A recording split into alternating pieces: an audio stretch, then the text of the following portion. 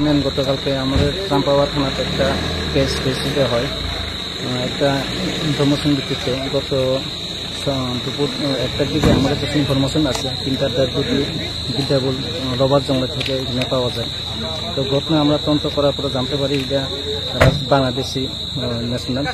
তারপরে পরবর্তী সময় আমরা কালেক্ট করার পরে আজকে পোস্টমর্টের মাধ্যমে পোস্টমর্টম করার পরে পহরমোড়া বাল্লা সীমান্ত দিয়ে তাদেরকে হস্তান্তর করি।